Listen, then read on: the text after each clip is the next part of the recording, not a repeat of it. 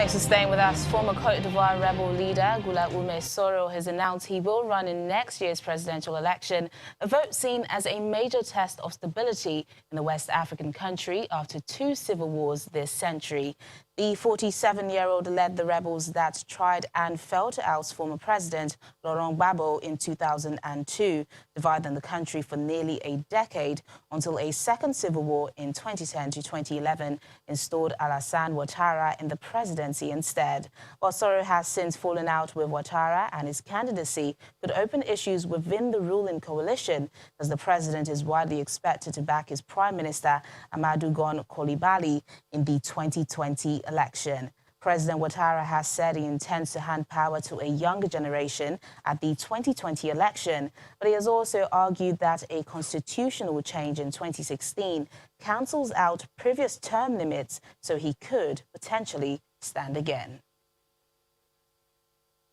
The main opposition party in Rwanda, Fudu Inkingi, says its leader, Victoire Ingabire, is undergoing psychological torture a week after she was summoned and questioned by police over a recent attack in the northern region.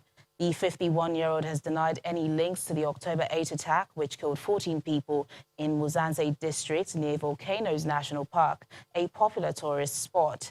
In a statement, the party said that the police had been summoning Mrs. Ingabire for questioning without her lawyer, knowing that they cannot ask her any questions without her legal representative. Last week, the spokesperson of the police's investigation told local media he cannot give details on the ongoing investigation.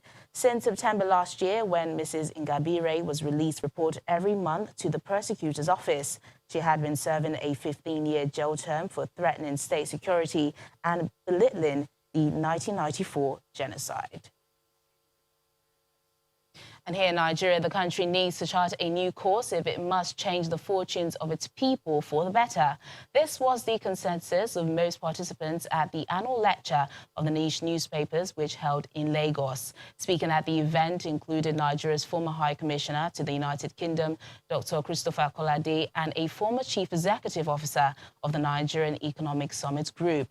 Our correspondent, Shola Shoele, has the report. The second annual lecture of the niche newspapers, which held in Lagos, attracted a rich crowd ranging from elder statesmen to business leaders, politicians, and many others. It had the theme, Business and Accountable Governance, the Obligation of Leadership.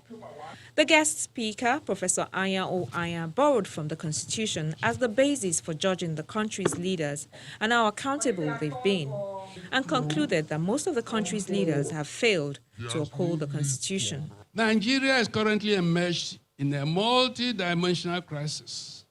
We are in a political, we are in a social, we are in an economic, and finally we are in a moral crisis. What is the evidence on the ground? The cacophony of voices on the political issue of restructuring is a measure of the level of dissonance in the political system. It is possible to reach out a new course. One of the solutions the professor put forward is the need to change the direction of the country's journey by encouraging the youth to contribute to nation building. The chairman of the occasion, Dr. Christopher Kolade, agrees. And really, if we intend to build or rebuild a nation that is going to earn our own respect, forget about respect of anybody else, a nation that we shall be proud of, let us look at these young people, find out where they are doing good things, and recognize it. To move forward, we must go from the level of talking to the level of doing.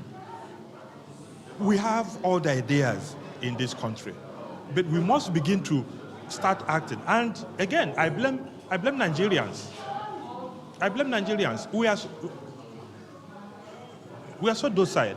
We don't challenge leadership.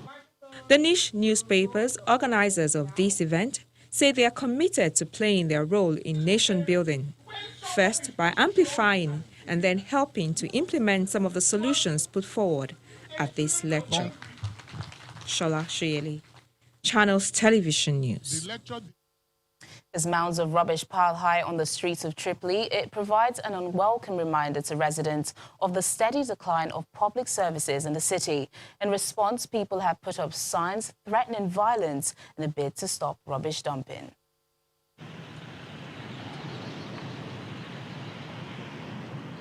Mabruk Ahmed says he has to keep watch into the night to stop people from dumping their rubbish on the wide street that runs in front of his home in the south of Libya's capital, Tripoli. A few hundred meters away, next to the concrete supports of an unfinished bridge, mounds of trash piled higher than the passing cars smolder by the roadside. The buildup of rubbish, which residents say reached unprecedented levels in recent weeks before easing slightly, reflects the steady decline of public services. I am keeping an eye on people dumping trash. If I don't keep an eye from 8 in the morning until midnight, they dump their rubbish in the street. I do that so they don't dump the trash or set it on fire. Since Eastern-based forces led by Khalifa Haftar launched the campaign to capture Tripoli in early April, it has become impossible to access the city's main landfill site in Sid al-Sayyi, about 50 kilometers south of the center. City authorities started depositing waste from across Tripoli at a transit point at the Abu Sim district. When it started overflowing, officials tried to cut down the intake, causing an accumulation of rubbish on the streets of many neighborhoods. The landfill can no longer receive more rubbish. As you can see, the rubbish is piling up and we have had to press them down. We stopped receiving more deliveries in Abu Slim area, but as you know, rubbish is everywhere in Tripoli and citizens come to dump trash and we send them back. Despite ongoing sporadic fighting on the city's outskirts, life in central Tripoli continues largely as before. Some rubbish trucks and street sweepers are at work, and roads in some wealthier neighborhoods are clean.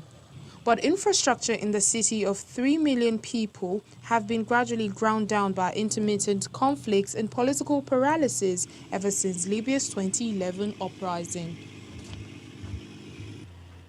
Now, Egypt says archaeologists have found more than 20 ancient wooden coffins near the Egyptian city of Luxor.